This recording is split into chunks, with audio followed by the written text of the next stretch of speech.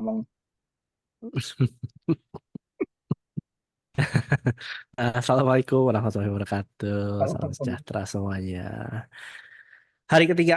Nah, ini menyangkut yang tadi Bu Andin bilang ya. Hari ini kan kita bahas tentang world.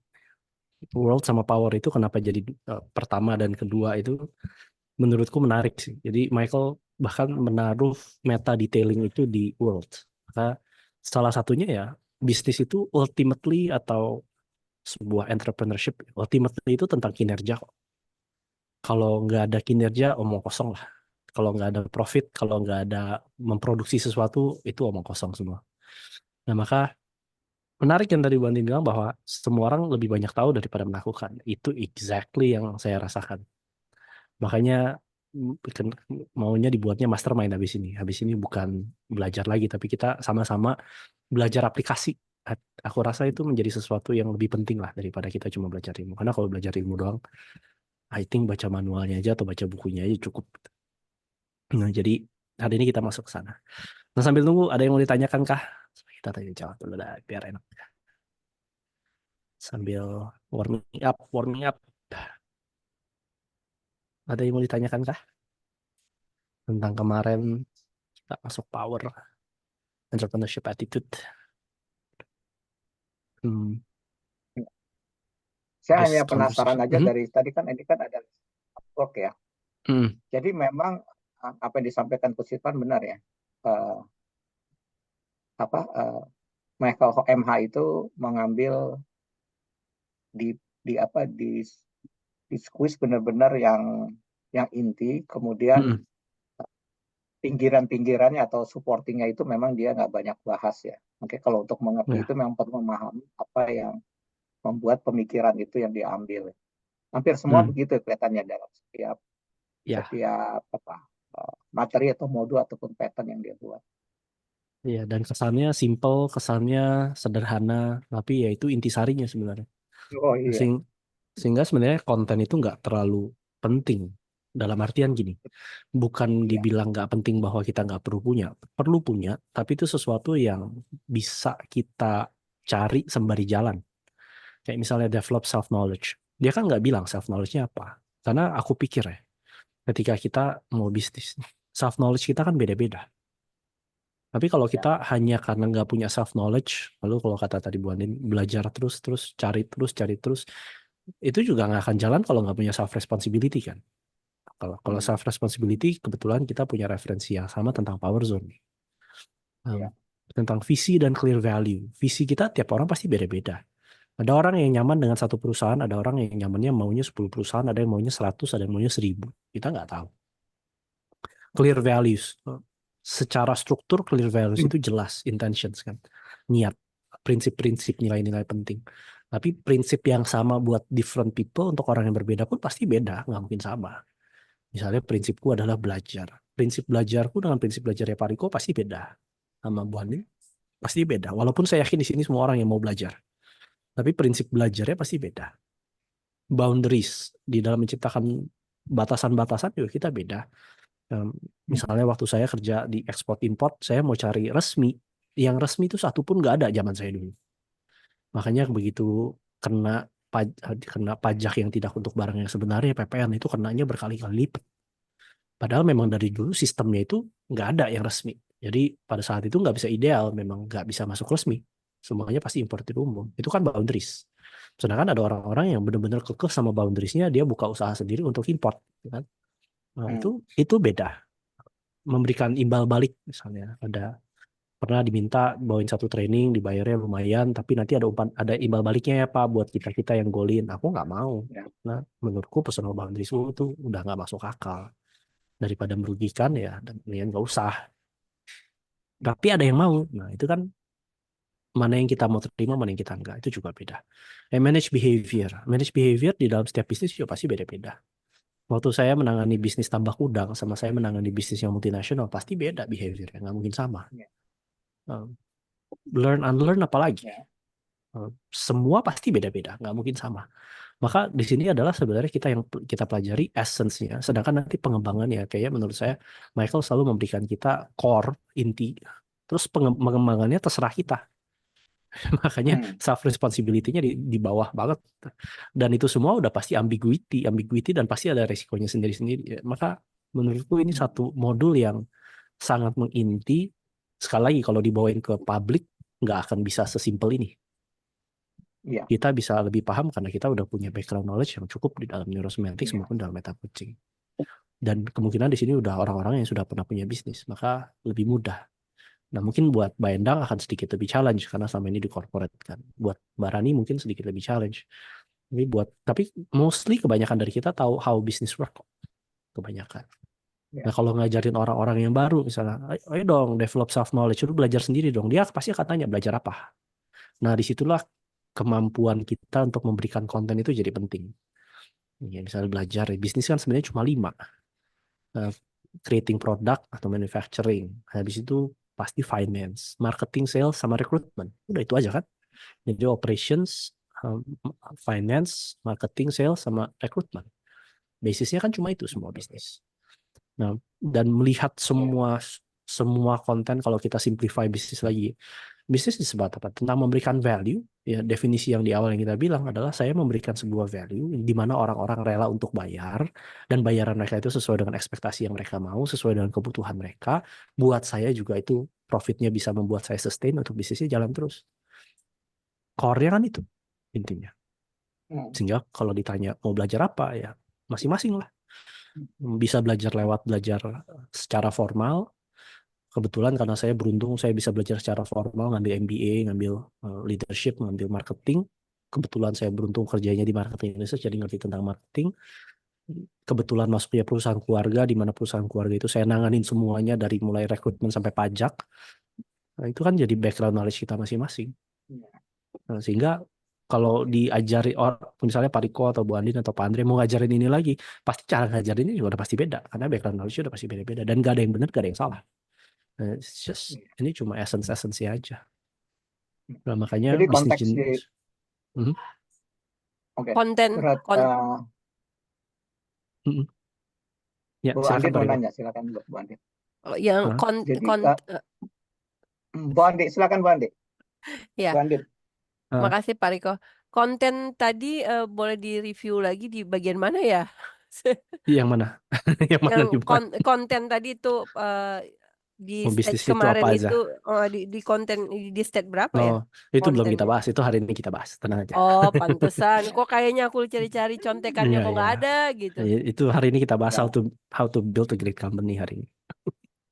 Nah, itu Iya. pertanyaan saya, Bu Andit. Hmm, Jadi, saya lebih ya makin memahami lah. Dan sudah memahami dan makin memahami. Memang di neurosemantik ini kita belajar tentang struktur, mm-mm. konteksnya, bukan kontennya. Kalau Ya. kontennya tuh isinya. Nah, itu yang dibilang Coach Irfan, isinya tuh bebas Bu Andin, sesuai dengan Mm-mm. pengalaman masing-masing. Tapi sesuai dengan struktur ya. Jadi Ya, kayak fondasinya lah bangunannya. Seperti itu. Begitu ya Coach Irfan ya? betul. Dan salah satu keberuntungan kita yang punya exposure terhadap banyak bisnis ya. Apalagi kalau kita udah jadi coaching Iya, bisnis ataupun jadi konsultan bisnis, kita punya iya, banyak contoh. Hampir iya, semua industri saya pernah masuk lah. Hampir iya. ya. Nah, itulah No makanya promotion. makanya Coach Irfan jangan jangan semua, ntar yang lain nggak kebagian. Itu kali maksudnya.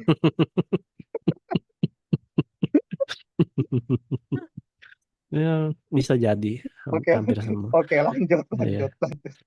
ya, begitulah. Jadi memang konten ini gini. Konten itu pun jangan kira konten itu sebagai sesuatu yang satu. Ini balik lagi ke dalam ilmu neurosemantics ya. Bahwa kita berpikir tentang bisnis saja. Bisnis itu kan levelnya sebenarnya banyak nih. Kita bicara tentang bisnis sendiri, bisnis itu levelnya banyak. Sebenarnya yang kita tanya adalah multi ordinality-nya kalau di dalam bahasa ininya metamodel.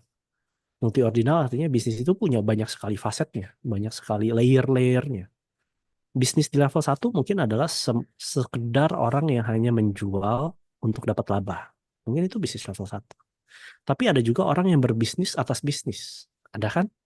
Bisnis atas bisnis itu misalnya jadi konsultan. Bisnis dia adalah untuk membantu orang untuk berbisnis. Jadi dia udah bukan tentang konten lagi karena kalau di sini konten yang kita pelajarin itu adalah struktur konteks. Dan ini menjadikan bisnis itu sangat kaya dalam artian kita punya value, kayak memberikan value ya. Tipe-tipe value aja. Value itu kan ada yang value konten, ada yang value konteks. Bagaimana kita memberikan value secara konten kalau kita nggak punya konteks ya. Begitu pula sebaliknya, gimana kita mau punya konteks kalau kita nggak punya konten. Jadi nggak akan works. Maka ketika kita bilang creating value, value itu ada value di dalam konten, ada value di dalam konteks. Dua-duanya punya value. Nah ini yang menurutku menarik tentang neurosemantics karena sangat holistik. Di dalam segala halnya kita bisa belah di dalam sekecil mungkin, sespesifik mungkin, atau seglobal mungkin. Ini menariknya. Sehingga kalau misalnya tadi Bu Andin bilang, ya kontennya di mana? Konten itu sebenarnya paling mudah adalah lihat di hidup sendiri. Paling mudah. Karena dari hidup kita sendiri tuh kita bisa mengetahui bisnis itu kayak apa. Sesimpel kalau orang yang nggak pernah bisnis, dia pasti menjual sesuatu. Mau cari pasangan aja kita menjual diri kok. Sebenarnya konteksnya strukturnya sama aja. Bagaimana sih kita menjual diri untuk bisa mendapatkan pasangan misalnya. Yang kita jual apa sih? Ya pasti kan value kita. Kebaikan kita, perilaku kita, perhatian kita, waktu kita, resources kan. Yang terjadi pertukaran resources yang dianggap sama orang yang kita ingin jadikan pasangan itu sepadan dengan apa yang mereka juga bayarkan. Dan ketika terjadinya satu, ketika sudah memiliki pasangan, secara kalau dianalogikan sebagai bisnis kan terjadi sebuah transaksi. Dan di dalam transaksi itu terjadi pertukaran value. Selama value-nya sesuai, selama value-nya seimbang, selama dua-duanya saling mengerti, punya komunikasi, pernikahannya atau hubungannya akan baik-baik aja. Nah, tapi kalau misalnya nanti ada kompetitor yang memberikan value yang lebih besar, ya pasti kan nggak akan bisa. Pasti kan ada orang yang akan memikirkan itu kan. Tinggal boundaries-nya di mana, moralitas seseorang beda-beda, semua pasti beda-beda. Nah, maka ini sebenarnya semuanya adalah tentang multi-ordinality dari bisnis itu sendiri. Bahkan bisnis tentang bisnis pun ada. Bisnis pengetahuan misalnya. Ini kan saya mengajarkan tentang bisnis dan bisnis yang pernah saya jalani menjadi contoh saya untuk mendapatkan struktur tentang bisnis. Lalu ini saya mengajarkan caranya kita berbisnis di dalam struktur untuk mendapatkan konten. That's another level lagi kan. Jadi level multi-ordinalnya itu sangat kaya. Maka kalau mau dibikin training bisnis, mau di level yang mana, kita bisa masuk ke level konten di dalam level performance. Level performance pun bisa kita bagi-bagi. Level performance di dalam dunia bisnis kan ada macam-macam. Di operation saja banyak banget levelnya. Operationsnya level apa? Level bawah, low, level mid, manager, level senior managers itu aja udah beda-beda. Belum industri. Industrinya beda-beda. Belum time-nya beda-beda. Maka ini semua menjadi sebuah matriks lagi sendiri. Yang padahal di sini sebenarnya udah kita berada di dalam sebuah matriks. Jadi ada matriks dalam sebuah matriks. Nah, makanya kenapa walaupun dibilang sederhana, sebenarnya di dalam itu sangat kompleks di dalam matriks. Ini baru operations loh. Belum HRD. Belum finance. Finance aja udah banyak banget pelajarannya. Belum finance accounting. Belum sales. Belum marketing. Nah, ini semua akan masing-masing tuh sebenarnya kalau kita mau bahas, nggak akan cukup waktu kita untuk bahas semuanya. Karena ujung-ujungnya adalah balik lagi lebih baik kita punya konteks yang kuat di dalam struktur kita sendiri, di dalam cara kita berpikir, sehingga nanti apapun kontennya, matriks kita yang kita buat untuk diri sendiri, untuk terus belajar, untuk nyaman dengan ambiguitas, entrepreneur spirit ini aja, punya passion atas ide, bisa lihat opportunities, selalu lihat solusi, bisa manage resiko, tahu bagaimana caranya belajar, punya disiplin, bisa planning, paham tentang sistem, itu akan sangat membantu kita di dalam konten apapun. Makanya sehingga feelingku adalah Michael mengajarkan kita struktur supaya apapun kontennya, dengan kita bisa mengatasi segala macam ambiguitas, kita bisa mengatasi semua. Nah, ini beauty-nya neurosemantics, kecantikan, ya. Kayak salah satu keunggulannya lah, yang dimana belum ketemu lagi tuh yang kayak begitu.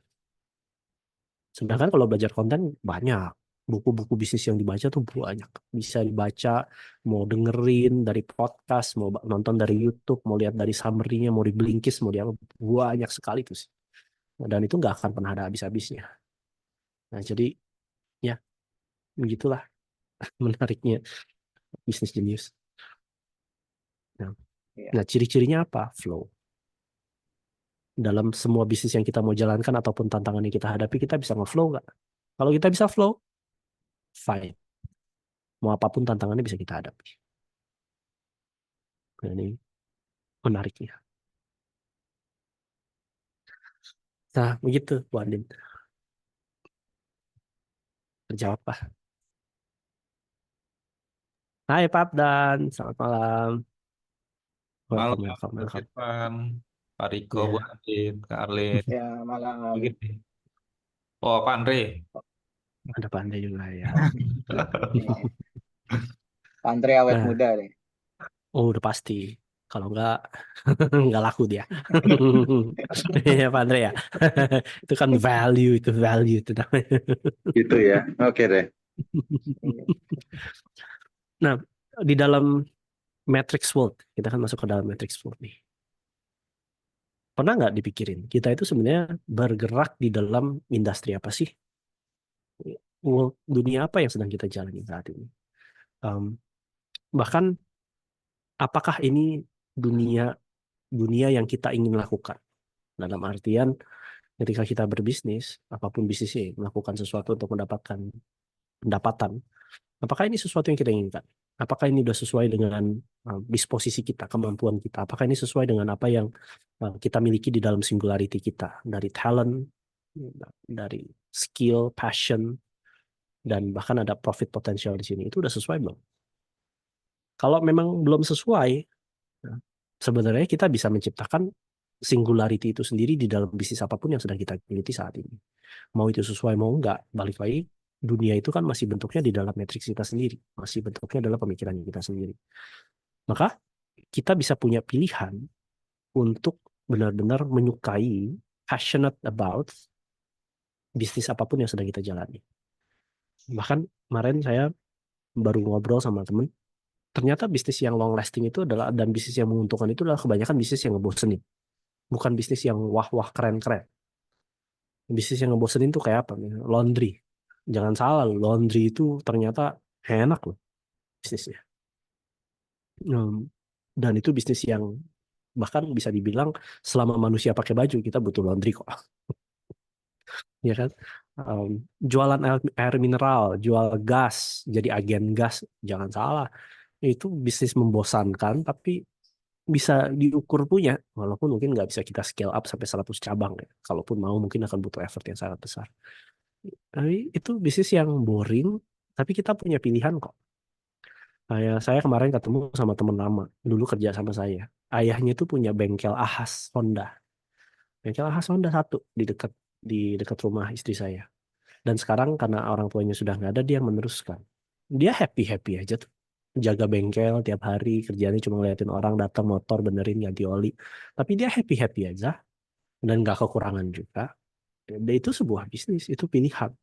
Maka Matrix World dalam dunia apa yang saya mau ciptakan, di dalam bisnis yang saya mau pilih, itu semua tergantung dari bagaimana kita bisa mengambil pilihan-pilihan yang mau kita pertanggungjawabkan atau yang bahkan mau kita nikmati apa enggak. Nah, maka Matrix World itu utamanya adalah bagaimana kita build the business, bagaimana kita create the company, bagaimana kita menciptakan usaha yang kita inginkan. Nah, kalau ditarik essence ya, menciptakan sebuah bisnis, sebenarnya apa sih? Yang paling utama adalah bagaimana kita bisa punya investasi energi kreatif. Bagaimana saya bisa kreatif di dalam menciptakan sebuah company. Ini utamanya adalah to do, untuk melakukan. Balik lagi ke power, to do, untuk melakukan sesuatu.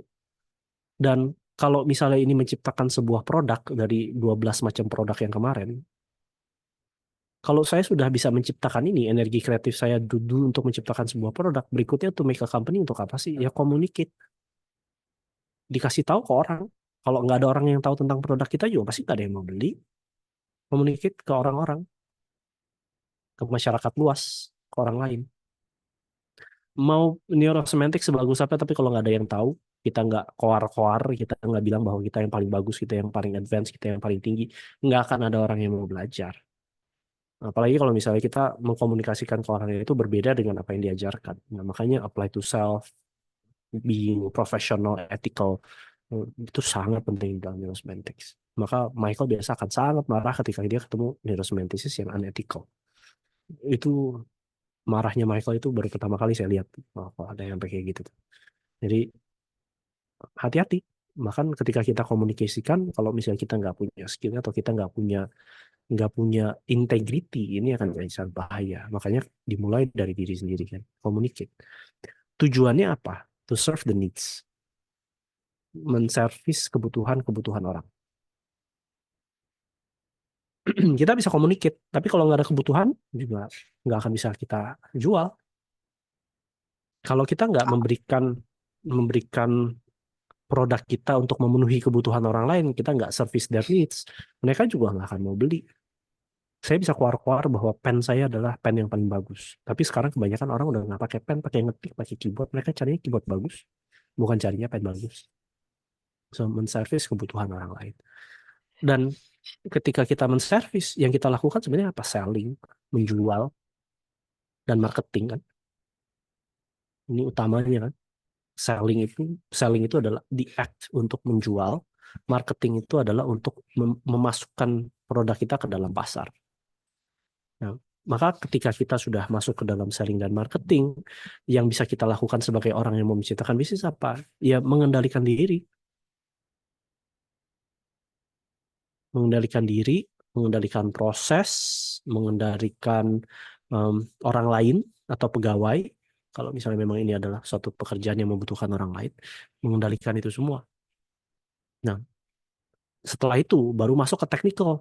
Kalau sudah besar, maka butuh finance, butuh budget, butuh plan, butuh investasi, investment, dan segala sesuatu yang berhubungan dengan uang.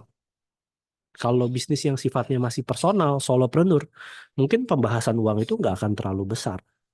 Tapi begitu dia sudah masuk ke dalam sistem finance yang lebih masuk ke PT aja, udah lewat dari PTKP ya, itu udah perlu belajar tentang finance, perlu belajar tentang accounting, tentang budgeting, tax planning, segala macam. Nah, maka berikutnya adalah tentang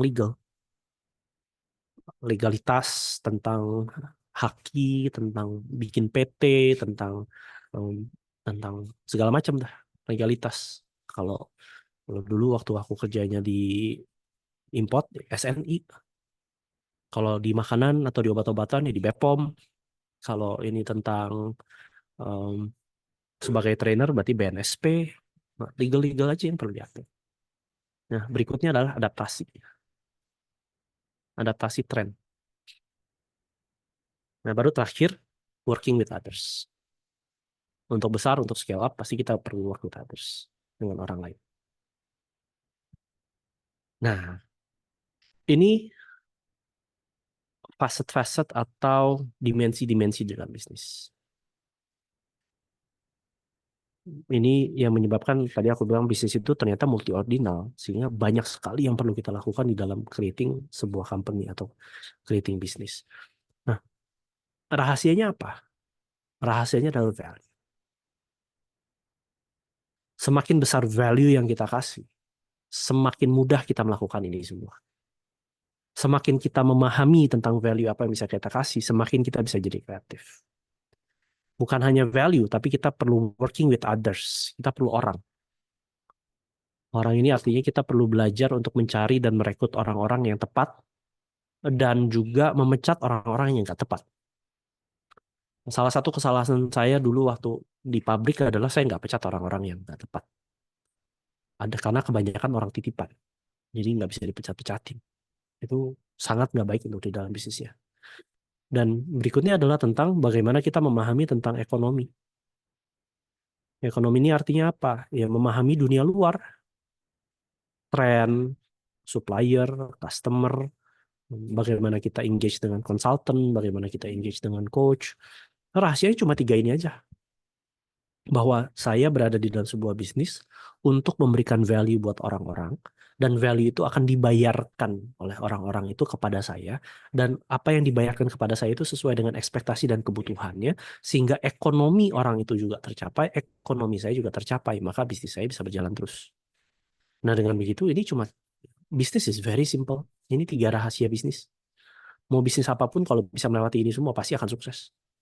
Value-nya dapat, orang-orang yang tepat, berada di dalam satu tren yang tepat dan sesuai dengan prinsip keekonomian di mana bisnis itu ada untuk menciptakan profit. Kalau udah gitu, semuanya gampang. very easy to make business. Nah, tinggal kan nggak semudah itu juga Ferguson. Bahwa bisnis itu nggak semudah itu juga. Pasti ada halangan-halangannya.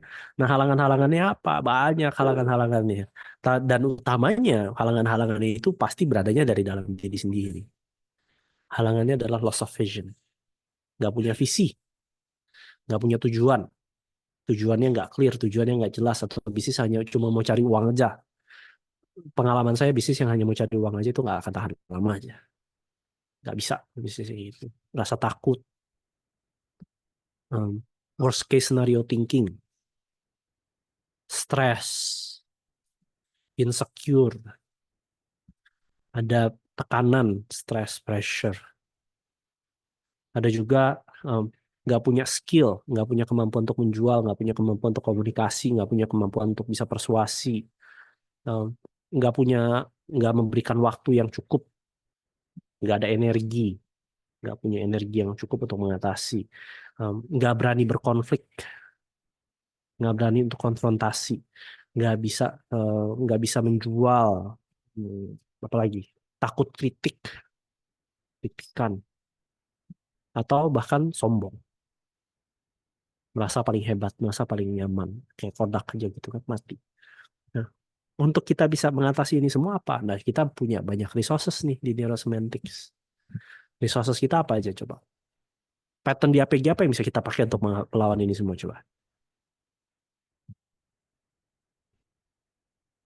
Apa patternnya? Takut. Kalau takut kita apa pattern apa? Dragon. Yang dancing bisa. Kalau takutnya di level primary ya metastating trouble emotions. Nah ini emotions, dragon. Worst case scenario thinking. Cara ngatasin ini gimana?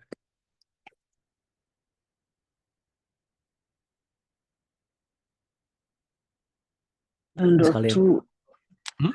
Bisa drop down through, bisa. Drop down. Yang simple aja. Konsep bisa. Konsep bisa, drop down bisa. Dan worst case scenario thinking itu kan dragon yang diciptakan dari cara berpikir yang salah. Stress dan pressure. Bisa pakai apa? Coba. Kalau stress, pressure.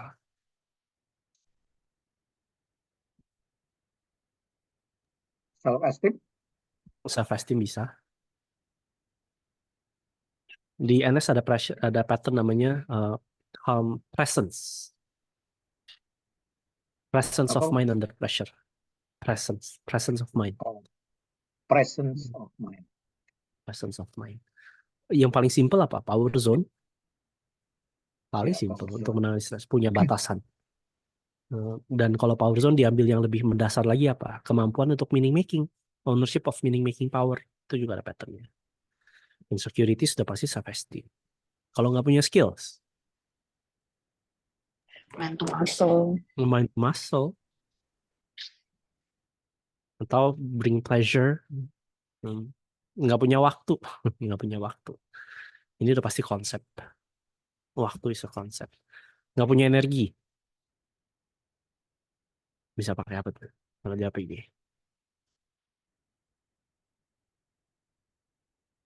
Intentionality. Pressure. Pleasure dan Pleasure. intentionality. Iya.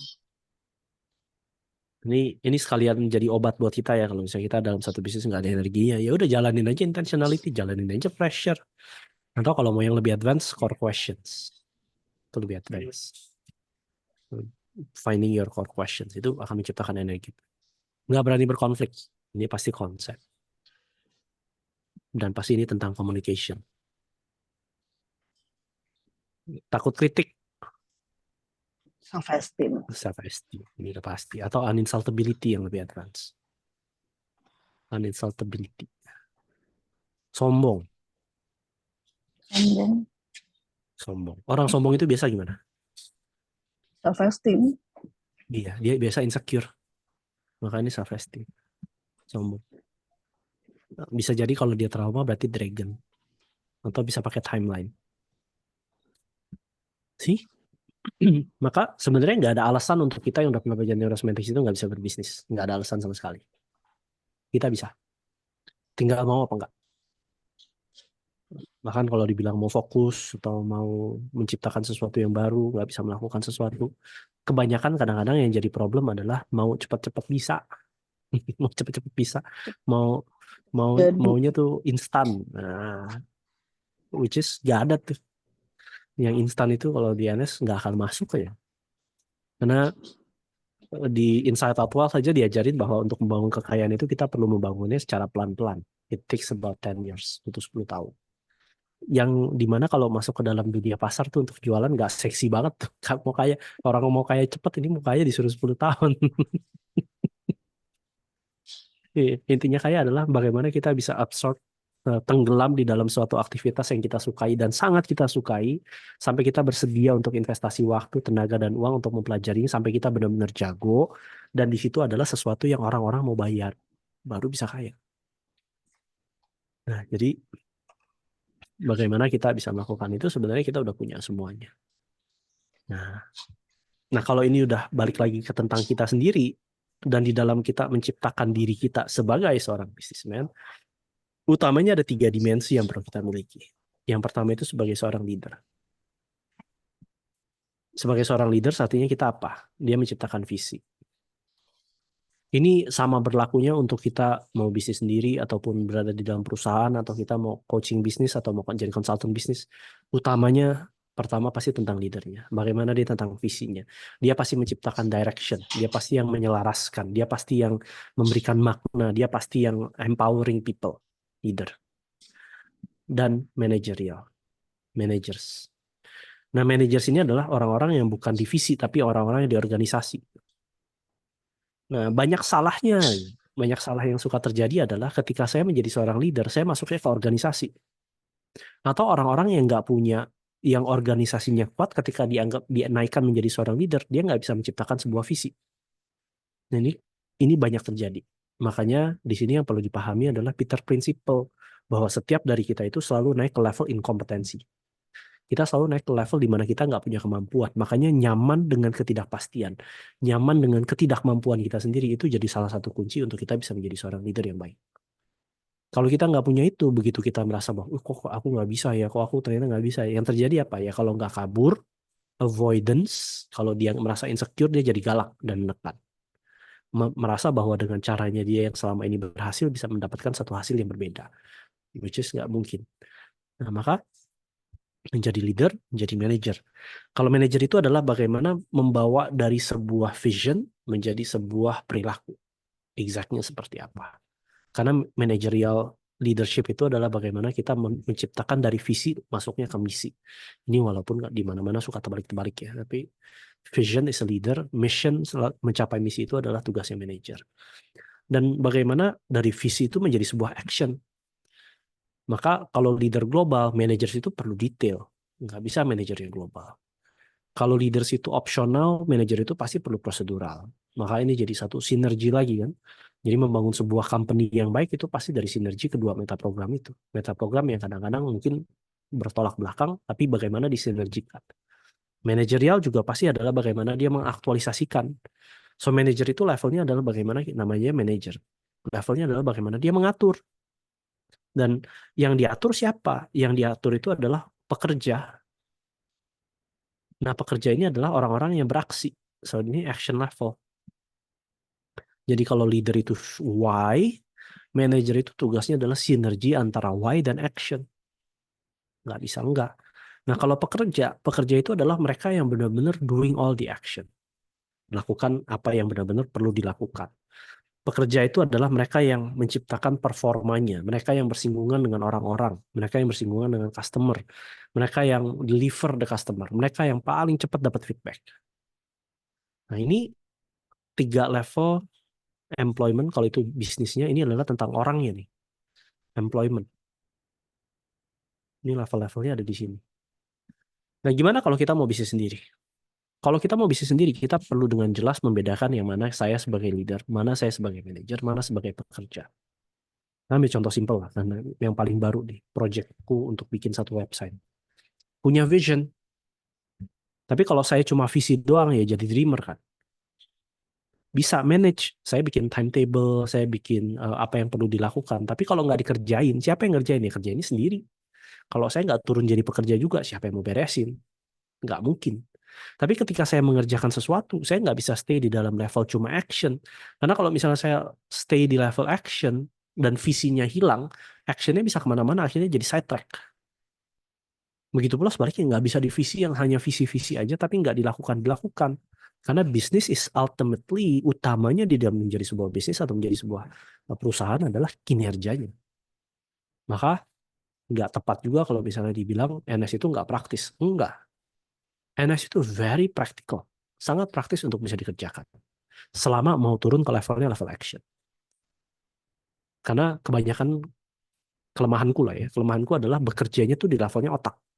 Bukan bekerjanya di level action. Sehingga bagaimana kita bisa menejawantahkan apa yang kita ketahui menjadi sesuatu yang kita lakukan. Nah, disinilah fungsinya meta detailing. Nah, meta detailing itu kunci untuk bukan hanya untuk main to muscle ya, bahkan ini sebelum main to muscle kan, mampu nggak kita bisa meta detail apa yang kita butuhkan. Nah, meta detail sendiri sesuatu yang sering diomongin Michael tapi dalam konteks coaching. Ini pertama kalinya saya menemukan meta detailing di dalam konteks lain selain coaching. Maka sebenarnya meta detail itu adalah sesimpel begini. Bisa nggak saya zoom out ke level yang global, lalu dari level global itu di saat yang bersamaan saya masuk ke level yang lebih kecil, zoom in.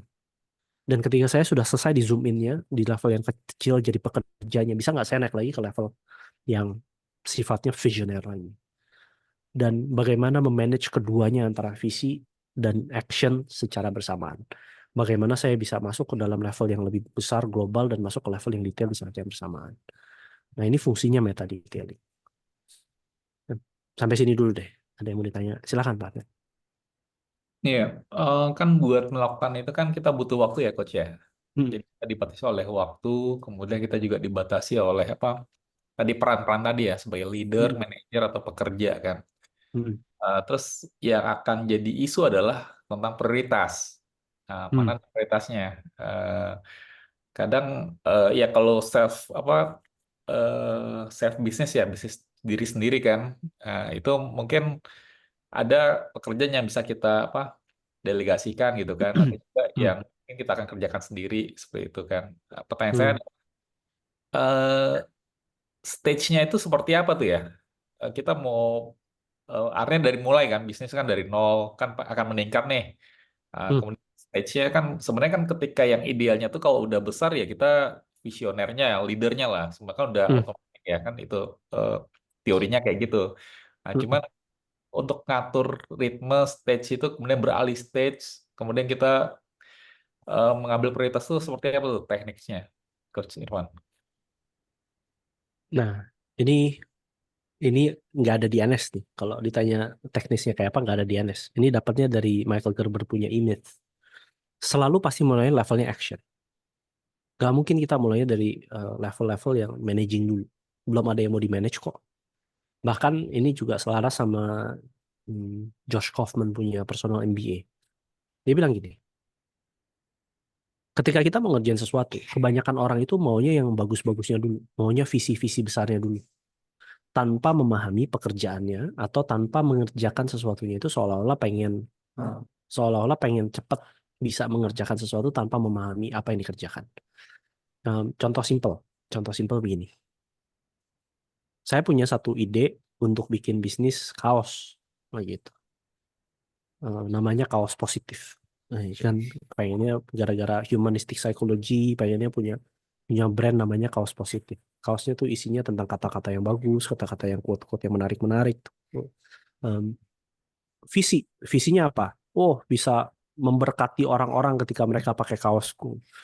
Dan bukannya aku cari bagaimana cara jualnya, bikin logonya aja butuh waktu sekitar 2-3 bulan sampai ketemu logo yang pas.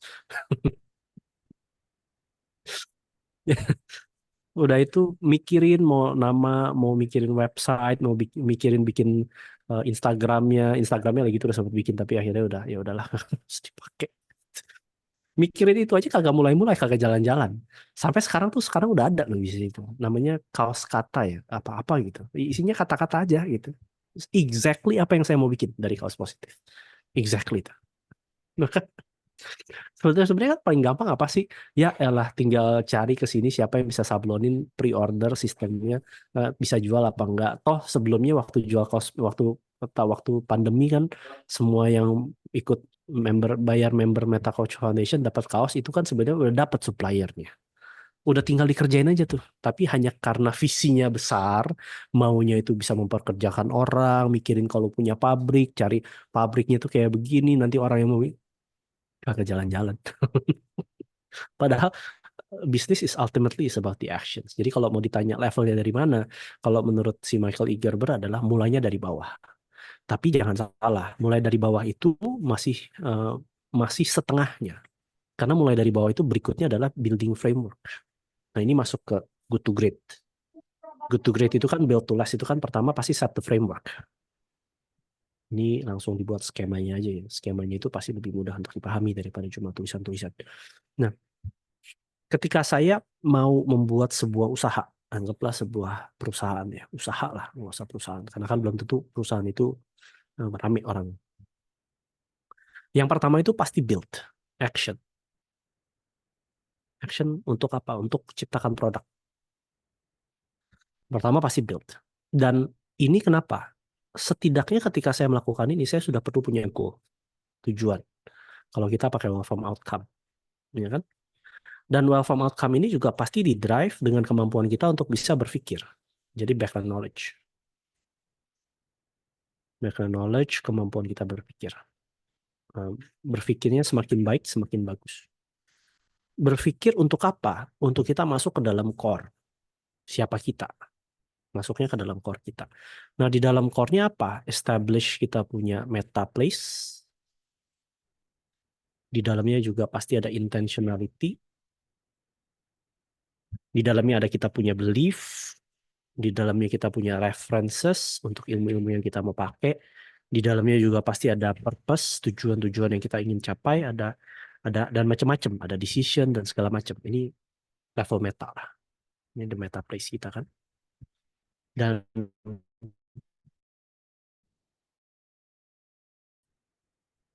ujungnya pasti tentang ekologi. Lalu dari sini dia perlu turun masuk ke why, keempatnya itu dia perlu turun. Connection to unstable. Oke. Kalau putus-putus kasih tahu ya. Karena ini lumayan penting. Nah, di level di keempatnya adalah dia perlu menjadi sebuah drive. Dia perlu ada motivasi. Drive to progress, untuk menciptakan progress. Di dalam apa? Pasti untuk memperkuat action. Gak mungkin enggak. Jadi dari core, pasti dia perlu menjadi sebuah drive lagi. Tujuannya apa? Untuk menciptakan goals yang worthwhile. Goals-nya itu adalah sesuatu yang kalau di score itu adalah, kalau bahasanya di Build to Last itu di Good to Great adalah big, hairy, audacious goal. Audacious goal. Goal yang sangat menakutkan, sangat besar, sangat keren, sangat besar.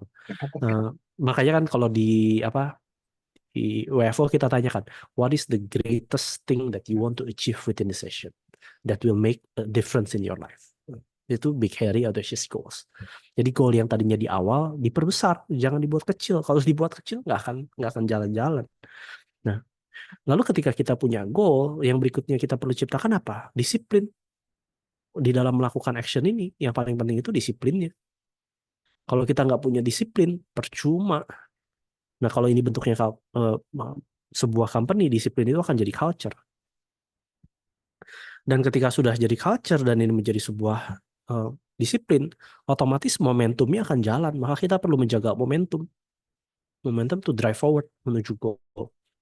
Dan ketika momentumnya udah terjadi, maka kita bertumbuh sebagai seorang leaders. Maka identitinya jadi leader. Identitinya as a leader. Dan ini kalau company berarti tugasnya adalah bukan hanya identity as a leader, tapi create leaders. ilmunya apa ya, komunikasi apa segala macam. Dan ketika menjalankan ini semua, yang kita perlu lakukan adalah kaizen, improvement, continuous improvement. Jadi loop lagi nih. Jadi kalau dilihat dimulainya dari mana? 1, 2, 3, 4, 5, 6, 7, 8, 9. Ini model dari Build to Last yang Michael adaptasi di dalam Business Genius. Ini saya gabungin sama Metaplace. Nah, kalau digabung dengan Metaplace, hubungannya di sini. Background knowledge dan belief ini akan menjadi program kita to do things. Untuk kita menjalankan sesuatu. Untuk kita bisa create progress, momentum, big, hairy, audacious growth, di sini kita butuh critical assumptions. Bukan hanya critical assumptions, tapi kita juga butuh critical predictions. Nah, di dalam identity-nya inilah di mana kita punya self as a leader, bukan hanya kita experience, tapi di sini kita punya core. Core itu artinya identity as self. Kita punya identity as temporal di dalam waktu. Kita punya identity sebagai direktorial atau orang-orang yang mengarahkan, dan kita punya social self untuk berperilaku dengan orang-orang. Makanya kita create leaders di sini. Nah, ini Metaplace yang digabungkan dengan Build to Last modelnya. Jadi kalau dimulai dari mana? Dari sini. This is the world of business. Nah, lalu kalau di Build to Last itu kan prinsipnya adalah first who dan what. Ketika kita sudah punya ini semua, maka baru selanjutnya adalah di dalam konteks untuk kelanjutannya supaya efek ini terus berjalan di dalam kaizennya, yang kita cari adalah siapa orang-orangnya. Karena nggak mungkin kita akan terus bekerja sendiri. Maka kalau ini mau dilanjutin adalah next-nya adalah finding people, orang-orang yang tepat. Karena tadi kan pertama itu bagaimana saya creating value, bagaimana berikutnya adalah saya find people. Nah, maka who baru what. Siapa orang yang saya bisa kerja sama, apa yang perlu mereka bantuin saya. Nah, tujuannya adalah supaya mereka di dalam creating leaders ini mereka jadi level 5. Level 5 leaders itu adalah orang-orang yang punya integritas. Kalau level 1 itu mereka percaya karena, oh ya lu punya kemampuannya. Level 2 itu adalah bagaimana ditunjuk. Level 3 itu adalah orang-orang yang mulai ambil tanggung jawab. Level 4 itu adalah orang-orang yang mulai jadi contoh. Level 5 itu adalah mempunyai integritas. So, level 5 leader. Dan di dalam who dan what berikutnya adalah supaya apa? Supaya orang-orang yang tepat ini bisa membantu kita di dalam menjaga momentum untuk creating the culture. Untuk apa? Untuk di dalam action kita untuk planning. Planning yang terus-menerus kan. Dan di dalam planning ini sesuai dengan singularity yang kita punya. Planning itu pasti dalamnya dari core. Core ini pasti ada singularity-nya. Nah, ketika dari singularity inilah disiplin culture-nya ini akan terbangun. Dan dari situ baru momentum itu butuh apa? Butuh resilience, butuh persistence, butuh motivation yang kuat, butuh paham intentionality, butuh alignment. Ini pattern-pattern yang bisa dipakai. Nah, sehingga kalau udah begini, mau apapun yang perlu kita lakukan, basically ini template-nya. Jadi kalau menurut saya dimulai dari mana? Dari action. Nah, menjawabkah Upload? Aku senang deh kalau ada pertanyaan gini tapi cocok sama materi. Jadi langsung aja jelasin materi. Iya, iya. Kemudian kalau buat ini apa? Ini terjadi secara serentak atau bertahap 1, 2, 3, 4, 5 ini? Jawabannya ya. Namanya matrix gak mungkin terjadinya kan satu-satuan. Ini kan bukan hierarki. Oke. Pada saat yang bersamaan semuanya terjadi. Pada saat yang bersamaan ya. Namun kalau kita mau structurekan satu-satu ya mungkin lewatnya satu-satu. Tapi sejatinya kayak misalnya ya kita ketika planning nggak mungkin kan kita nggak bawa belief kita. Nggak mungkin kan kita nggak bawa identity kita. Nggak mungkin kita bawa wish desire kita kan. Iya. Tapi kalau mau lihat ini maka jadikan ini sebagai checklist aja ketika kita mengerjakan sesuatu. Untuk saya mendapatkannya checklistnya ini udah oke apa belum. Karena kalau ternyata belum oke dan ini checklistnya nggak sesuai, nah maka saya tahu saya perlu ngerjain yang mana. Oke. Dengan ini gambar inilah ya. Gambar ini mungkin Ko Irfan mungkin bisa membedah lah ya. Membedakan antara Toyota. Toyota itu kan punya konsep tata nilainya apa ya? Kemudian dengan BUMN. Kalau BUMN Mm-mm. kan pakai akhlak ya, diseragamkan tuh Mm-mm. kalau perusahaan Mm-mm. tuh BUMN. Kemudian Mm-mm. dengan Toyota yang memang dari foundernya dia Mm. punya apa tata nilai sendiri gitu. Mm. Itu seperti apa tuh penjelasannya tuh ke Irfan? Apanya nih? Yang mana? Artinya gini kan, kalau Toyota itu kan ada foundernya, kemudian itu jadi apa? Cara kerja mereka tuh memang seragam lah seluruh dunia kan ya, dan itu Ya. bertahun-tahun seperti itu. Nah, Hmm. kalau BUMN kan zaman Pak Erick Thohir ini kan dia bikin tuh tata Berakhlak. nilai akhlak ya. Mm-mm. Nah, Mm. itu kan top down ya, artinya dia sebagai menteri saat inilah tata nilai itu seperti itu. Nah, Iya. itu kan dari sisi kerja kalau Toyota tuh kalau yang saya pernah perhatikan ya, itu kan seragam tuh seluruh dunia, cara kerjanya, tahapannya, kemudian Hmm. nilainya juga. Makanya kan sempat ada apa Toyota Way itu kan ya, tulisan Ya, gitu. ada Toyota Way. Iya. Toyota Way kan. Mm-mm. Kalau BUMN kan itu apa bisnis kan macam-macam tuh, beda-beda Ya. gitu kan. Tapi nilainya tuh disamakan gitu. Hmm. Nah, sekarang menurut Ko Irfan dari sisi bisnis mana nih yang lebih apa ya? Yang sesuai dengan matrik inilah ininya apa? Konsep. Yang sesuai dengan matriks ini. Dua-duanya sesuai. Tinggal kita mau lihat dari sisi mana. Karena perspektifnya beda nanti. Karena Oke. gini, Toyota itu bukan karena foundernya. Toyota itu karena Edward Demings, bapak Kaizen dunia. Oke. Toyota itu pada saat baru keluar dari perang, dia hire Edward Demings untuk menciptakan sistem Kaizen yang sekarang, yang dibilang Toyota Way itu. Hmm. Sehingga dari awal pembangunannya, penciptaan Toyota itu dari situ. Mereka kopinya apa? Ford Model T kan. Mereka copy tapi dengan continuous improvement, di mana mereka butuh, di mana satu orang punya masalah satu aja, dia bisa menghentikan seluruh production line. Nah, kalau dengan NS cocoknya apa? Cocoknya adalah go slow to go fast. Karena paradoks dari automation adalah, atau paradoks dari satu yang sifatnya massal, ada kerusakan kecil aja, dan kalau nggak kedeteksi, Hmm. semua rusak. Ini Oh. paradoks. Paradoks dari automation robotnya. Kalau kita pakai robot tanpa ada orang yang supervise, ketika dia butuh supervisi seseorang yang dalam arti tahu tentang kesalahan itu, maka paradoksnya adalah automation robot pun perlu manusia Oke. untuk bisa berjalan dengan baik. Hmm. Makanya Kaizen itu mengadopsi itu, bahwa kalau ada dia, setiap line worker sekecil apapun, kalau dia menemukan satu masalah, dia bisa menghentikan seluruh production line. Dimana kalau di dalam perusahaan-perusahaan Amerika itu nggak mungkin closing production line, karena untuk mulainya lama lagi. Jadi mereka lebih suka sistemnya tambal sulam. Makanya GM itu banyak masalah dulu. GM Chrysler itu banyak masalah. Sampai mereka kerjasama dengan Toyota.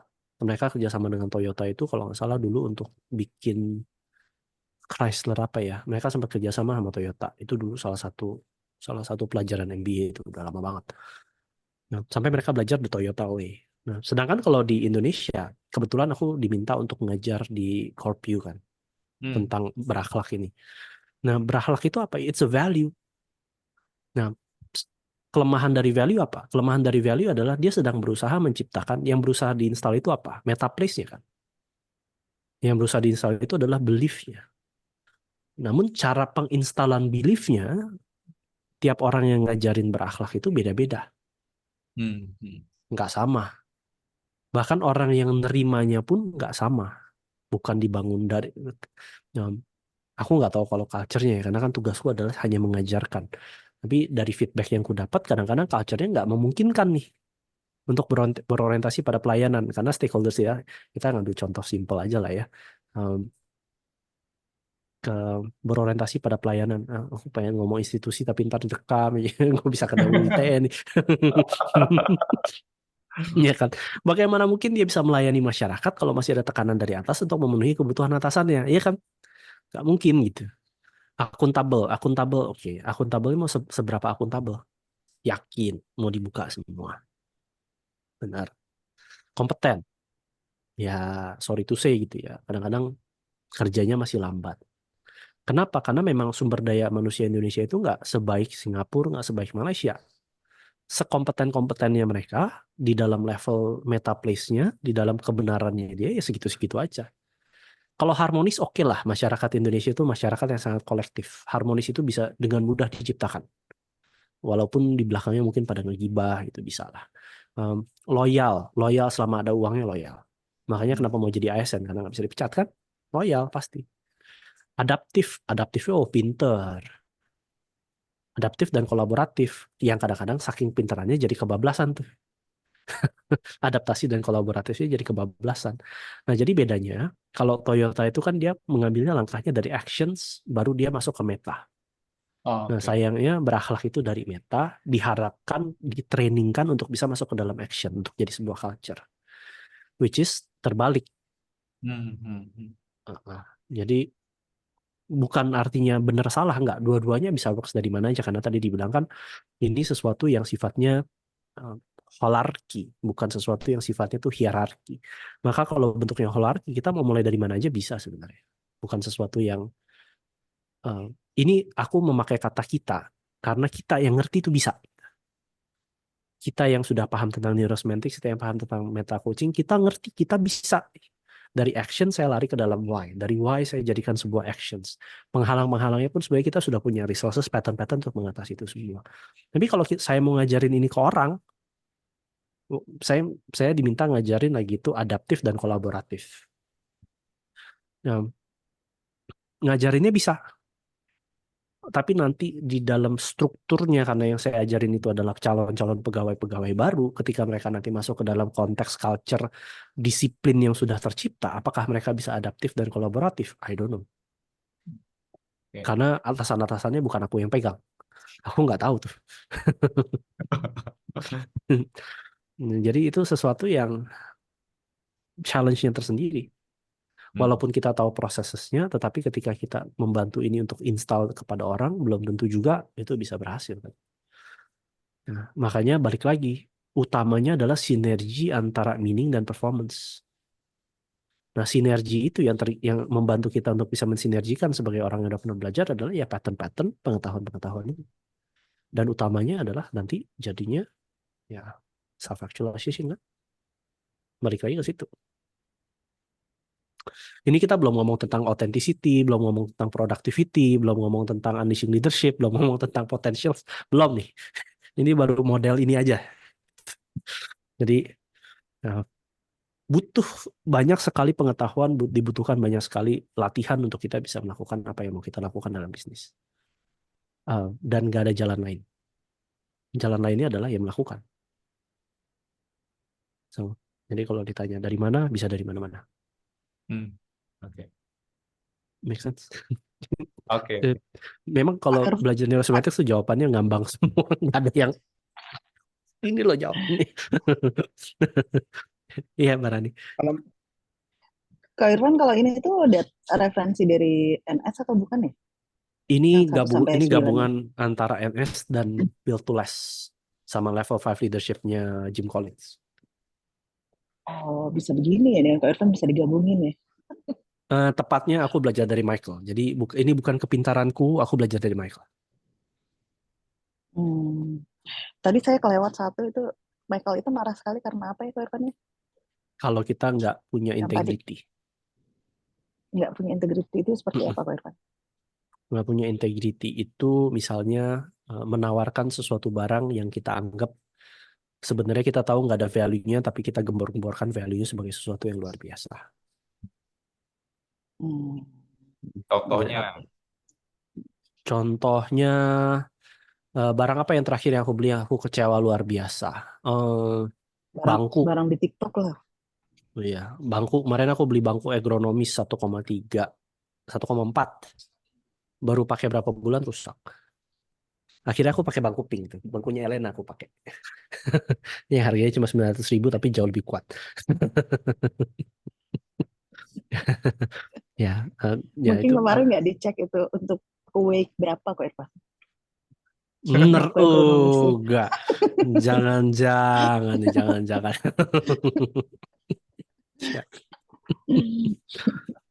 Ya. So, ini dari Michael, tapi aku gabungin dengan Metaplace karena ini kan 2005 dan kalau aku Michael berpikir tentang Metaplace akan jadinya seperti ini. Tapi belum dikonfirmasi ke Michael ya? Penempatannya benar, sehingga sepertinya benar. Belum dikonfirmasi. Kalaupun nanti Michael bilang ini salah, ya maaf ya.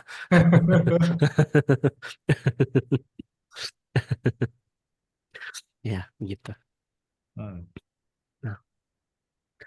Nah, untuk bisa melakukan ini, sinergi inilah di mana kita membutuhkan meta detailing. So, jalan to make this synergy adalah meta details. Nah, kalau kita masuk ke dalam meta details, maka the heart of essence atau kemampuan kita untuk bisa masuk ke dalam detail, disitulah kuncinya. Mastery is always in the details. Nggak bisa enggak. Mau bisnis kita bagus, yang kemarin Bu Anin bilang kebanyakan bisnis, nggak mungkin bisa bagus kecuali paham detail. Termasuk kayak misalnya, sesimpel kita mau ngajarin orang untuk jualan. Inti makna selama ini, engage orang-orang untuk bantu kita jualan. Tapi mereka nggak bisa jual. Kenapa? Karena mereka nggak tahu detailsnya bahwa neurosemantics itu apa. Mereka hanya punya gambaran-gambaran besarnya aja. Mereka cuma lihat dari YouTube atau melihat dari copywriting yang saya atau Om Pras buat. Tapi mereka nggak punya meta detailsnya. Mereka nggak bisa mensinergikan antara apa yang ditawarkan dengan details yang benar-benar sedalam ini. Nggak bisa. Maka meta detailing itu adalah bagaimana kita bisa benar-benar bisa benar-benar melihat sesuatu yang besar dan kecil di dalam satu waktu yang bersamaan. Meta dan details di saat yang bersamaan. Karena kebiasaan kita adalah melihat segala sesuatu dari meta positions. Kebiasaan kita adalah observe. Karena kita terbiasa untuk observe, kita nggak terbiasa untuk benar-benar masuk ke dalam detailing. Karena detailing itu sebenarnya cara pikir anak-anak. Anak-anak itu berpikir selalu detail. Semakin kita dewasa, semakin kita butuh untuk mendelete, mendistort, dan mengeneralize. Maka kemampuan untuk kembali kepada meta details yang perlu kita lakukan pertama adalah untuk bisa uptime. Uptime itu adalah bagaimana saya melihat apa yang saya lihat, mendengar apa yang saya dengar, merasakan apa yang saya rasakan. Bagaimana saya hanya observe, lalu dari observe itu dengan curiosity, dengan keingintahuan, saya mencari perintilan-perintilan itu apa sih yang bisa dilakukan, bagaimana cara melakukannya, dan bahkan bagaimana saya bisa hilang di dalam detail, tapi nggak lupa untuk kembali ke posisi di mana saya melihat segala sesuatunya di level meta, di level perspektif yang lebih luas. Nah, maka chunking down dan chunking up di saat yang bersamaan. Deframing sekaligus outframing di dalam waktu yang bersamaan. Masuk ke level actions, masuk ke level meta place di saat yang bersamaan. Ini disebut meta detailing. Nah, di dalam menciptakan bisnis, kalau kita hanya berada di level visi, tapi kita nggak masuk ke detailnya actions, biasanya kacau. Ini contoh nyata. Waktu aku pertama kali masuk ke perusahaan di mana aku diminta jadi COO-nya, yang pertama aku lakukan adalah mencari details. Kalau aku nggak mencari details, aku nggak tahu apa yang aku katakan. Bahkan itu pun ternyata nggak cukup. Detailsnya itu nggak semuanya bisa aku dapatkan. Karena ada detail-detail yang sudah hilang di time, yang sejarahnya sudah hilang. Yang saya bisa dapatkan hanyalah detail-detail di saat itu aja. Tapi nggak semuanya bisa saya dapatkan. Dan bahkan bagaimana seseorang bisa hilang di dalam sebuah detail, itu akan menunjukkan bagaimana dia punya mastery di dalam satu hal. Dan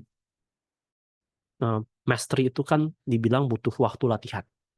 Bagusnya adalah sekarang 10.000 jam itu udah ditibang. 10.000 jam itu udah nggak bener. Jadi ada hal-hal di mana orang yang punya 1.000 jam aja itu udah expertise. Yang 10.000 itu adalah di mana dia benar-benar melakukan sesuatu yang mechanical untuk sport performance pada saat itu. Eric Sanderson itu mengambil konteks sports. Top 1% performer, dia butuh 10.000 jam praktis. Tapi untuk kayak kita, misalnya mau bangun bisnis, mau mulai sebuah bisnis, untuk bisa menjual, untuk bisa bikin bisnis plan, untuk bisa coaching, untuk bisa training, aku pikir kita nggak butuh 10.000 jam. Nah, kita mungkin butuh sekitar 1.000-2.000 jam mungkin perlu untuk bisa kita nyaman. Coaching hourku sendiri mungkin udah 1.500-an jam. Baru 1.500-an jam mungkin. Mungkin Pak Riko jauh lebih banyak daripada aku. Tapi itu pun masih belum mendapatkan level mastery yang diinginkan. Maka sebenarnya 10.000 jam ataupun berapa jam pun yang dibutuhkan selama kita punya kemauan, selama kita punya persistensi, itu bisa dilakukan kok. Dan meta details itu fungsinya adalah untuk mengetahui saya mau latih yang mana. Namanya meta. Kita ambil contoh coaching lah ya, karena di sini kan meta coach semua. Coaching, secara meta kita tahu coaching itu apa. Tapi secara detail kalau mau punya kemampuan untuk 2,5 di ACMC, secara detail kita perlu latihnya satu-satu. Acknowledgement kita perlu latih. Pacing, matching, mirroring kita perlu latih. Mengenali semantic space kita perlu latih. Bagaimana kita empathy statement kita perlu latih. Bagaimana saya bertanya yang checking, mana yang explorations, mana yang testing, mana yang clarity, itu kita perlu latih. Satu-satu perlu kita latih. Nah, maka mastery is always in the details. Maka kalau mastery is in the details, yang kita bisa lakukan adalah apa? Yang bisa kita lakukan adalah benar-benar mencari secara saya mau melakukan bisnis apapun yang saya mau lakukan. Misalnya Bu Andin mau fokus. Oke, kalau mau fokus, maka perlu tahu prinsip apa yang akan membantu saya untuk fokus, lalu cari perilaku apa spesifiknya yang akan membantu saya untuk fokus.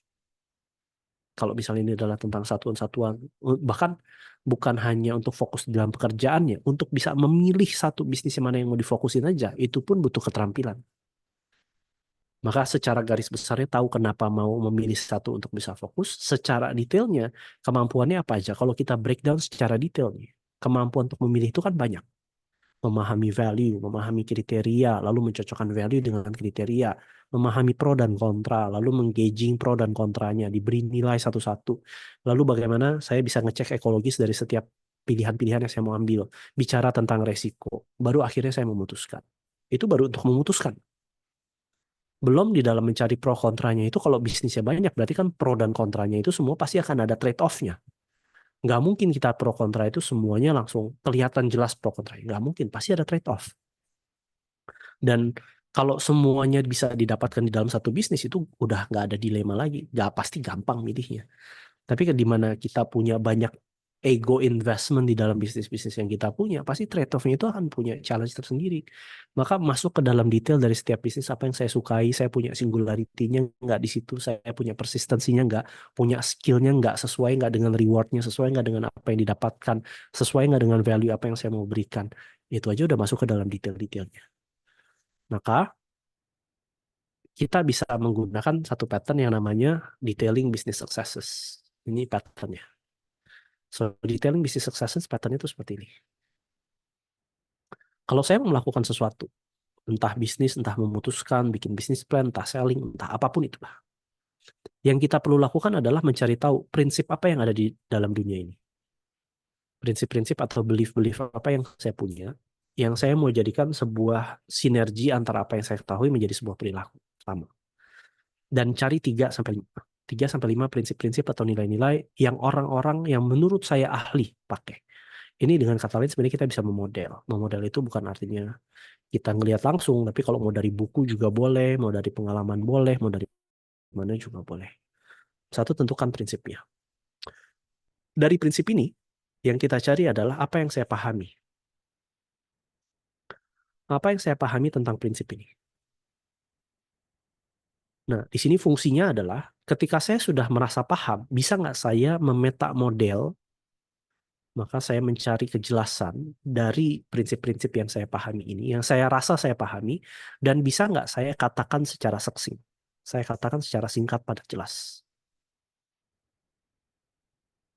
Singkat padat jelas artinya apa? Artinya sesuatu yang bisa saya katakan ketika orang dengarkan, dia tahu, oh itu maksudnya, prinsipnya. Singkat padat jelas itu artinya sesuatu yang compelling. Sesuatu yang benar-benar menarik saya, dan itu di dalam pikiran saya tuh jelas banget. Prinsip ini tuh ya seperti ini yang saya mau. Nah, itu singkat padat jelas. Dan bukan sangat singkat padat jelas, tapi juga memotivasi. Atau bahasa Inggrisnya compelling. Compelling itu kan berarti sesuatu yang penting. Maka prinsip ini pasti sesuatu yang penting. Karena nanti efeknya adalah, dampaknya, bagaimana saya bisa menjadi seseorang yang mastery kan. Dampaknya adalah mastery. Kemampuan kita untuk mastery. Nah, ketiga. Contoh prinsip atau beliefnya. Oke. Dirimu lagi mau bisnis apa coba?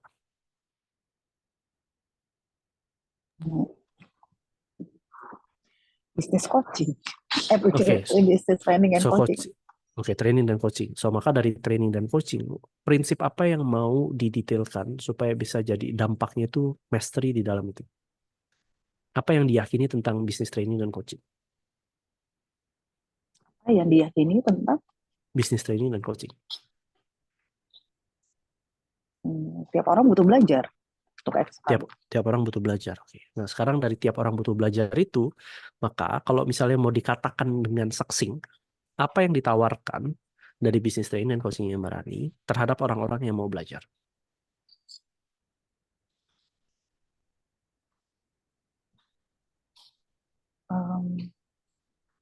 Nggak kebayang kok, belum Nah, kebayang. itu kan tadi kan belum succinct. Disaksikan untuk orang-orang supaya jadi tagline atau gimana ini maksudnya? Apa aja mau dibikin jadi tagline juga boleh. Tapi bagaimana kalau misalnya ada orang nanya, Barani bisnisnya apa? Saya mau bisnis training coaching. So bagaimana dikatakan untuk orang-orang yang mau belajar? Karena kan Oke, sekarang belum paham kebayang nih. sih jawabannya. Terus apa yang mau dikatakan tentang ini? Coba aja. Oke. So Belum bagaimana kebayang. diekspresikan. Nah, kalau belum kebayang, maka balik lagi ke dalam prinsipnya. Maka frame of mind-nya apa tentang prinsip tadi?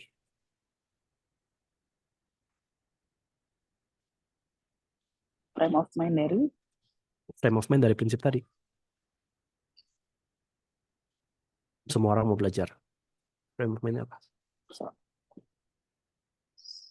Kita banyak tidak tahunya. So kita banyak tidak tahunya. So dari kata-kata itu kan berarti kita, bukan orang-orang yang semua orang yang mau belajar. Itu asumsi saya. Oke. So maka berarti kan yang perlu ditanya adalah untuk bisa menjual training dan bisnis kepada orang-orang yang mau belajar, perlu mengejawantahkan atau perlu menghidupi prinsip apa di dalam perilaku. Ingin tahu. So berarti semua orang kan 3 prinsip ya. 1, semua orang pengen belajar. Semua orang pengen tahu. Yakin nggak nih assumptions-nya semua orang pengen tahu?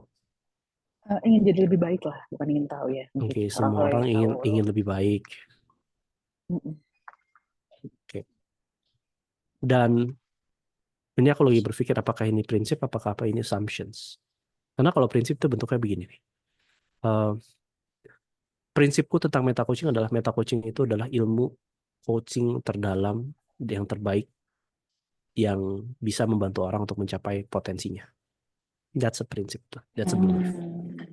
Tapi kalau semua orang mau belajar, itu kan beliefku tentang orang, bukan tentang prinsip bisnisnya itu sendiri. Oke. Ya berarti kita masukkan prinsip kita terhadap bisnis ini, gitu. Belief yang kita masukkan ke dalam bisnis ini. Ya. Karena kalau misalnya disaksingkan, ekspresiku adalah kenapa meta coaching? Karena meta coaching bagiku adalah ilmu yang paling saksing, paling padat, paling singkat, paling jelas, yang paling tinggi ilmunya untuk bisa membawa seseorang untuk mencapai tujuannya. So itu statementnya. Singkat, padat, jelas, compelling. So that's the principle. Karena yang nomor 3 itu adalah mulai masuk ke dalam state-nya. Prinsip ini state-nya apa? Dan dari state itu perlu cari 5-10 behavior. Perilaku yang bisa menciptakan prinsip itu menjadi sesuatu yang real. Contoh, kalau saya mau bertraining coaching dan saya yakin dengan meta coaching, dan meta coaching itu adalah yang terkuat, yang terdalam, yang bisa membantu orang untuk bisa menjadi orang-orang yang mencapai tujuannya, maka state-nya adalah apa? Bangga. Dari bangga ini behavior apa yang saya mau lakukan di dalam bisnis ini supaya saya bisa melakukan bisnis coaching. So, behaviornya apa? Nah, specific action-nya apa? Untuk menghidupi prinsip tadi bahwa meta coaching is the best coaching skills. Action-nya memperkenalkan. Secara spesifik saya akan bikin 5 video yang memperkenalkan tentang meta coaching.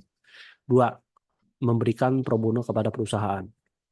Perusahaannya mana? Detailin lagi kan, perusahaan yang mana? Yang paling dekat deh, di sini ada perusahaan mana, nanti saya cari perusahaan dalam radius 5 km dari rumah saya yang sekiranya ada nama, yang punya employee di atas 300 orang, yang setidaknya kantornya itu bukan di ruko, tapi kantornya itu di dalam satu gedung yang minimal lebarnya itu 3 ruko. Yang kedua, specific behavior. Ketiga, menciptakan proposal coaching, 5 proposal coaching yang siap untuk dikirimkan untuk versi macam-macam di dalam 5 area domain yang dilakukan. Leadership, finance, operations, recruitment, sama marketing and sales. Berarti ini pertama prinsipnya. Yang kedua apa nih kok pahami Yang apa? kedua itu adalah pahami tentang prinsipnya dan lalu bagaimana dikatakan sebagai sebuah prinsip yang compelling, yang singkat, padat, dan jelas. Nah, setelah dapat behavior di 4 itu adalah go meta to the principle. So, meta to the principle artinya apa? Ketika saya sudah melihat behaviornya, maka meta principle-nya apa? Ini Mbak masuk ke meta place-nya. What do I believe? Tentang prinsip-prinsip tadi. Apa yang saya yakini lagi tentang apa yang saya mau lakukan. Nah, di situ apa yang saya lihat dan dengar. Bagaimana saya bisa masuk ke dalam bayangan saya ketika saya melakukan 5-10 behavior yang tadi saya mau katakan. Dan ketika saya sudah punya spesifik yang mau dilakukan itu, bagaimana sekarang itu memperkuat apa yang saya yakini dan prinsip dan belief saya tentang apa yang saya lakukan. Nah, ketika itu sudah baru 5 adalah future pace decision. Apa yang mau dilakukan? Mau dilakukan nggak? Align, selaras. Nah, ini meta detailing. Mulai dari prinsip ke specific behavior. Lalu naik lagi ke prinsip. So, ini kan agak advance ini ya kok ya. yes. Patternnya agak Meta advance ya. Ini meta kedua. Sebenarnya nggak juga sih. Nah, sebenarnya ini cuma tentang bagaimana kita bisa memilah-milah frame yang mana yang dipakai. Kayak misalnya nih ya, Mbak Rani mau menjalankan business training dan coaching. What do you believe about the business?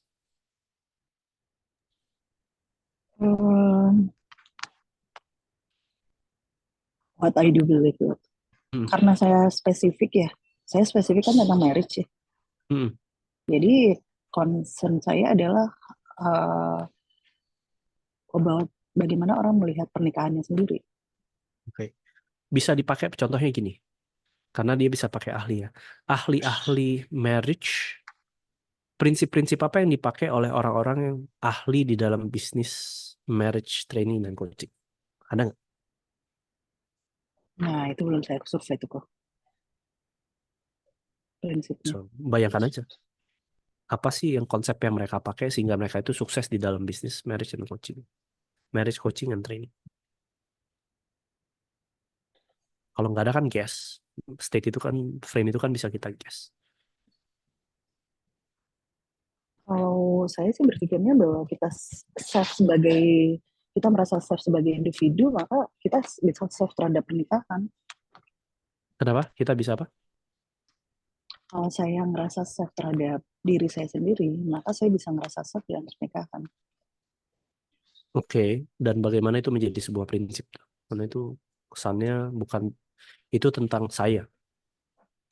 Misalnya nih, prinsip yang dipakai oleh expert di dalam bisnis marriage and trade. Ada beberapa yang gue kenal. Salah satunya adalah yang pernah bilang gini tentang istri spesifik. Istri itu adalah temperatur rumah tangga.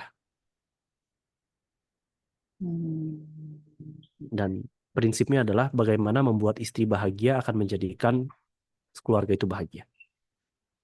So that's the principle. Itu prinsipal ini jadi itu seperti tergolong seperti prinsipal dan belief juga ya. Kalau dari dunia psikologi yang kemarin istriku lakukan tentang ibu-ibu rumah tangga adalah gini. Mother's well-being punya korelasi yang erat dengan kebahagiaan keluarga. Itu prinsip gitu. Nah, maka kalau tahu ada prinsip seperti itu, maka perilaku apa yang saya perlu punya untuk menghidupi prinsip itu sebagai seorang trainer marriage and coach? So, apa perilakunya untuk bisa menghidupi itu coba?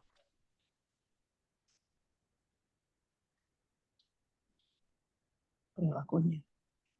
Perilakunya apa? Perilakunya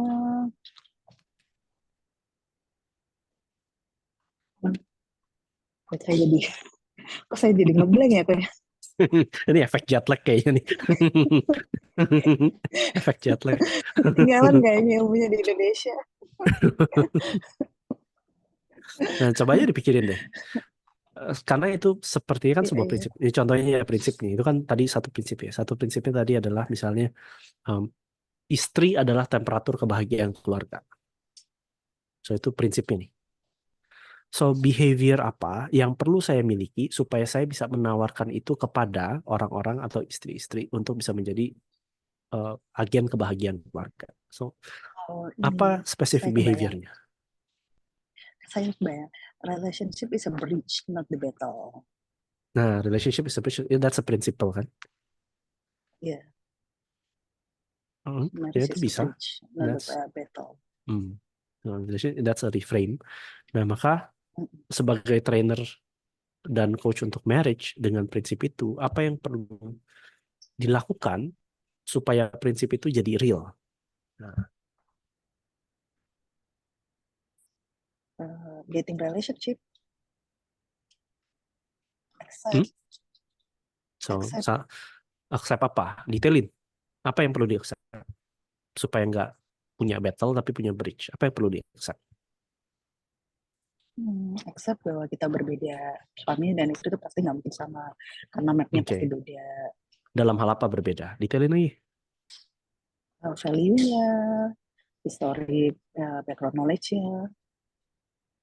So menerima itu kan perilaku, menerima perbedaan dari history dan value. Nah, yang diterima apanya? Yang diterima dirinya, diri pasangan kita. Diri kita sendiri dan diri pasangan kita sendiri.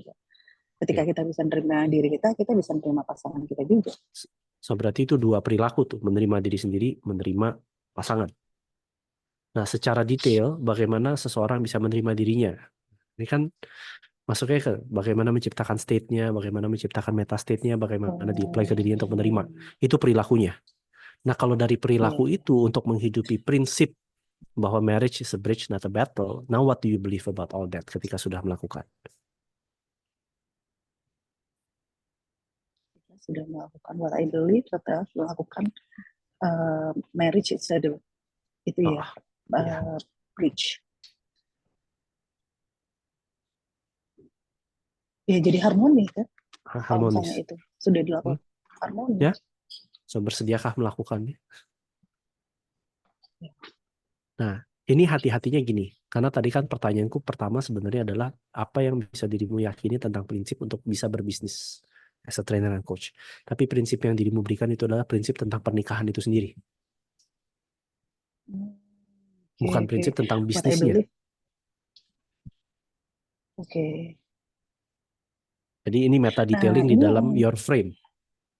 As a marriage. Makanya itu yang tadi saya tanya, prinsip atau belief itu contohnya apa supaya punya bayangan kok. Tadi karena ketika dia prinsip atau belief terhadap bisnis kan ini yang dimaksud ya. Ya, maka kalau misalnya tentang bisnis jadi marriage counselor ada gini. Bisa jadi prinsipnya ya orang-orang yang dipakai. Every marriage has its own problem. Maka saya bisa berbisnis di situ. Every marriage has its own problem.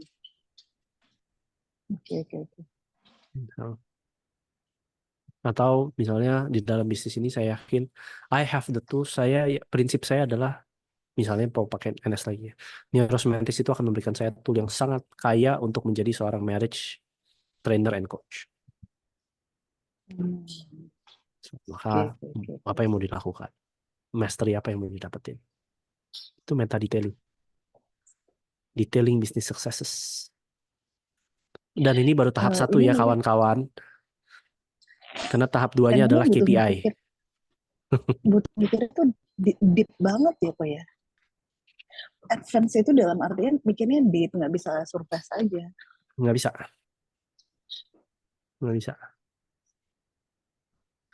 Karena tahap 2-nya setelah dapetin detailnya, lalu apa yang mau dilakukan, berikutnya adalah mendapatkan KPI dari setiap apa yang mau dilakukan. So, begitu. Ini tadi juga lagi pada mikir. tadi ngobrol sama Asti, ini dalam banget kok. Iyalah. Sejak kapan training analysis itu simple? Simple tapi Pak Irfan, benar. yes. Aman. Kan aneh kan sebenarnya ini apa jawaban dari Bu Rani itu kan sebenarnya nggak ada yang benar, nggak ada yang salah ya. Semua benar Nggak ada kan? yang benar, nggak ada yang salah ya. Tapi in the context of apa? Ya, konteksnya apa? Artinya gini, maksudnya, oh seandainya Bu Rani jawablah banyak macam-macam apa pertanyaannya, terlepas Ah, ah. dari apakah menjawab pertanyaan Ko Irfan apa enggak, misalnya Mm-mm. gitu ya kita anggap. Mm-mm. Kemudian dari jawaban-jawaban itu kita grouping tuh, Ya, oh jawabannya ini bisa, masuknya, oh jawabannya ini masuknya. Nah, kemudian akhirnya bisa. tertutup tuh, bisa kan? Ya, bisa. Karena meta detailing itu kalau di dalam meta coaching, ini adalah tentang relevansi. Jadi meta detailing yang saya tahu selama ini, yang diajarkan oleh Michael di dalam konteks meta coaching, meta detail itu adalah tentang relevan. Relevan nggak pertanyaan sama jawabannya? Maka tadi yang aku tanyakan adalah relevansinya antara belief principle-nya dengan bisnis atau itu tentang relevansinya tentang diri sendiri. Ternyata relevansinya kan tentang diri sendiri. Maka meta detailnya bukan tentang bisnisnya, tapi meta detailnya tentang self di dalam marriage. Artinya So udah meta detail, kontennya ya, iya, konten marriage-nya ya. iya. So yang dicari relevansinya apa ya? Konten terhadap konteks. Kalau di dalam coaching, maka konten terhadap subjek. Itu meta detail namanya. Hmm, oke. Ini subjeknya Jadi kalau bisnis. kalau tadi subjeknya bisnis, tapi Barani jawabnya subjeknya adalah self tentang marriage.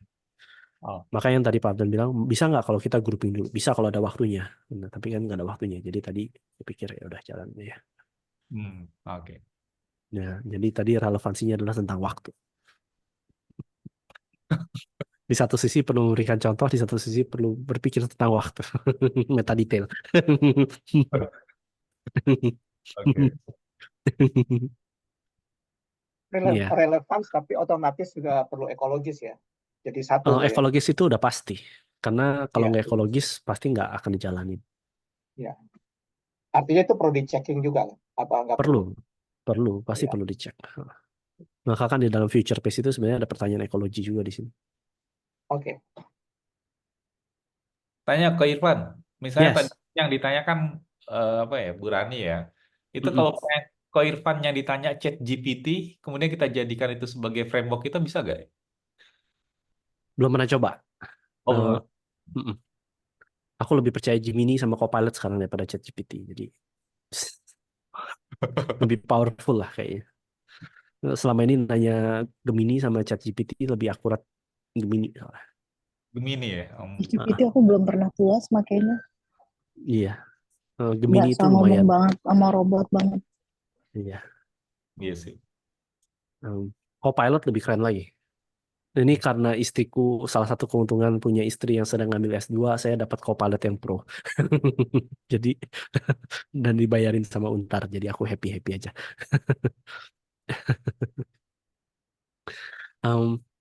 Mungkin yang perlu aku klarifikasi ini, Pak Abdan mau tanya ChatGPT apa untuk menciptakan model apa?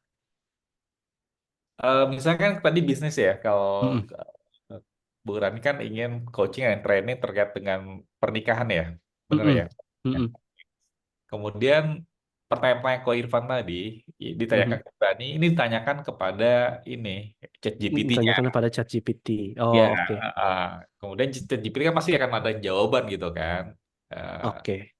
Pertanyaan So, ketika kita melihat jawabannya, oh misalnya saya bulan lihat jawabannya, oh kayaknya cocok nih dengan saya, mungkin itu bisa dipakai gitu kan. Kemudian kita nah, tanya lagi ada jawaban itu iya. sebenarnya. So, I think begini. Keuntungan kita belajar ini ya. Misalnya nih ya. Ini aku buka Gemini ya. Iya, Kak. Kita buka Gemini aja nih. Wih, Misalnya kenal sama Kak share. Irfan. Aku kenal, aku udah cukup akrab dengan Gemini. Apa misalnya? Berikan saya, give me best principles for business based on Fortune 500 companies that is proven by science to bring good result in terms of profitability. Misalnya ya, kan spesifik enough loh ya. Kalau misalnya kita lihat, oke, customer focus, customer satisfaction, bisa nggak saya ambil prinsip ini? Bisa, bahwa prinsip untuk bisa berbisnis dan customer satisfaction. Tapi di dalam customer satisfaction itu sendiri, prinsip apa yang saya yakini? Kan ini kan cuma sifatnya kan sangat generik kan. Customer focus, lalu strategic innovations, ada data driven decisions, continuous. Ini kan sangat apa ya, sangat general. Tapi in terms of menjadikannya mastery sebagai punya saya, berarti kan saya perlu masukkan my own meta place. Kalau saya nggak ngerti tentang data driven decisions nih, saya bukan seorang data scientist. Aku nggak punya prinsip yang jelas tentang ini. Kan bisa juga ditanya, what do I believe tentang customer satisfaction? Prinsip apa yang saya punya tentang customer satisfaction? Oke, misalnya kita mulai, give me details, misalnya ya, details about customer satisfaction principle that is most important for training and coaching industry misalnya. Lalu dia kasih lagi kan. Nah, dari sini baru aku, oke, so improve learning outcomes. Oh, ternyata ini tentang organizational clients, demonstrating value and impact. Bisa nggak kita cari prinsip-prinsip dari sini? Bisa. Tapi what I believe tentang prinsip ini kan pasti nggak ada di ChatGPT. Ya kan? Sehingga nanti perilakunya pun saya nggak bisa cari dari ini. Pasti perilakunya perlu sesuai dengan prinsip yang saya yakini. Jadi kalau mau cari